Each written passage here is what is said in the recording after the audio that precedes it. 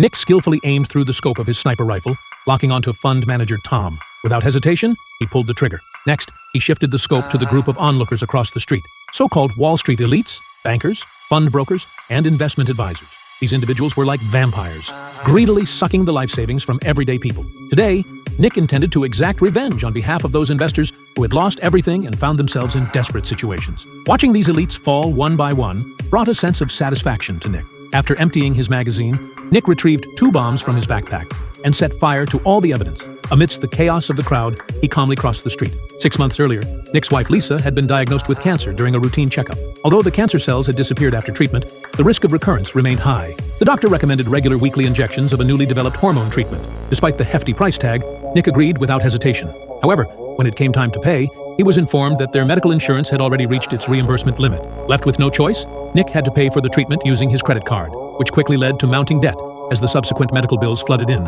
putting him in a suffocating financial bind. Nick remembered that he had invested his veterans' compensation in a guaranteed fund product years ago. If he withdrew it all now, he could cover Lisa's medical expenses. The following afternoon, Nick called Tom, but as soon as he spoke, Tom abruptly hung up, claiming he was in a meeting. After several more days of waiting, Nick finally met with Tom, only to learn that the fund he had entrusted to Tom had been wiped out due to the financial crisis. Furious, Nick demanded that his principal be returned immediately. To his shock, Tom's demeanor changed completely. He told Nick that investing was just a gamble, capable of making one rich overnight or leaving them destitute. Not only had Nick lost his entire investment, but he also now owed the bank $100,000. Angrier than ever, Nick called the broker again, but the unscrupulous agent deflected the blame onto the market. After a sleepless night, Nick resolved to take revenge on everyone involved.